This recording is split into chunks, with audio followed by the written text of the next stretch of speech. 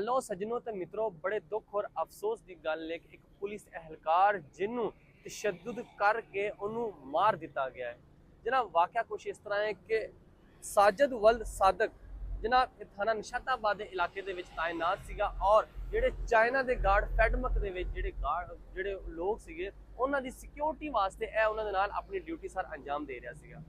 ਘਰੋਂ ਬਿਲਕੁਲ ਠੀਕ ਠਾਕ ਆਪਣੀ ਡਿਊਟੀ ਤੇ ਜਾਂਦਾ ਹੈ ਫੈਡਮਕ ਦੇ ਵਿੱਚ, ਉੱਥੇ ਜਾ ਕੇ ਜਿਹੜੇ ਗਾਰਡਸ ਹੁੰਦੇ ਉਹਨਾਂ ਨਾਲ ਆਪਣੀ ਡਿਊਟੀ ਸਰ ਅੰਜਾਮ ਦਿੰਦਾ ਹੈ। ਕਾਰ ਵਾਲਿਆਂ ਦਾ ਇਹ ਕਹਿਣਾ ਤੇ ਘਰੋਂ ਬਿਲਕੁਲ ਠੀਕ ਠਾਕ ਗਿਆ, ਕੋਈ ਮਸਲਾ ਮਸੈਲ ਨਾ ਕੋਈ ਸਾਨੂੰ ਕੱਲ ਦੱਸੀ ਕੁਝ ਵੀ ਨਹੀਂ, ਬਿਲकुल ठीक अपनी ड्यूटी ते गया। लेकिन 2 दिन बाद ਉਹਦਾ ਇੱਕ ਦੋਸਤ ਜਿਹੜਾ ਕਿ ਥਾਣਾ ਗੁਲਾਮ ਅਹਿਮਦਾਬਾਦ ਦੇ ਵਿੱਚ ਤਾਇਨਾਤ ਸੀ, ਅਵੈਸ ਰਸ਼ੀਦ, ਜਿਹੜਾ ਕਿ ਉਹਦੀ ਡੈਡ ਬੋਡੀ ਲੈ ਕੇ ਅੱਜ ਘਰ ਆਇਆ ਹੈ। वाकया हुण की हो सकता है क्योंकि देखो पुलिस एहलकार अपनी ड्यूटी ते गया है और उन्होंने तशद्दुद करके किन्ने मारिया हो सकता है। कौन पुलिस दा दुश्मन बन सकता है? एक चंगा भला एहलकार जिहदे जिस्म ते भी निशानात देखे जाते हैं कि उनके तशद्दुद किया गया है और तशद्दुद करके ਉਹਦੀ जान ली गई है। ਜਿਹੜਾ ਉਹਦਾ ਦੋਸਤ ਅਵੈਸ ਜਿਹੜਾ ਦੋਸਤ ਸੀਗਾ ਉਹਦੇ ਕੋਲ ਜਦੋਂ ਇਹ ਪਹੁੰਚਿਆ ਉਦੋਂ ਜ਼ਖਮੀ ਹਾਲਤ ਦੇ ਵਿੱਚ ਉਹਦੇ ਘਰ ਪਹੁੰਚਿਆ ਔਰ ਥੋੜੀ ਦੇਰ ਬਾਅਦ ਹੀ ਉਹ ਉੱਥੇ ਜਾ ਕੇ ਜਾਨ ਬਹਕ ਹੋ ਗਿਆ।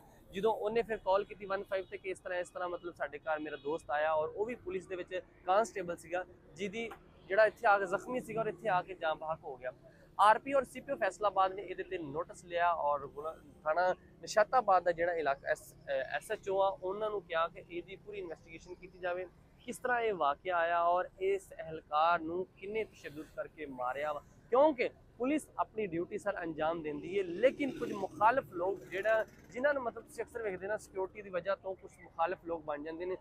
लेकिन अफसोस की गल है कि अगर पंजाब पुलिस नूं ही लोग इस तरह तशद्दुद करके मारन लग पे फिर आम बंदे का कौन वारिस होएगा। IG पंजाब ने इन्हां ते नोटिस लेना चाहिए कि जिहड़े पुलिस एहलकार अपनी ड्यूटी सर अंजाम देंदे इन्हां दी सिक्योरिटी वास्ते भी कोई इहो जिहे इंतजामात होने चाहिए ताकि जिहड़े अपनी ड्यूटी देंदे आ इन्हां दे नाल कोई जिहड़े इहो जिहे वाकया पेश आंदे आ वो वाकया इन्हां दे नाल पेश ना आण।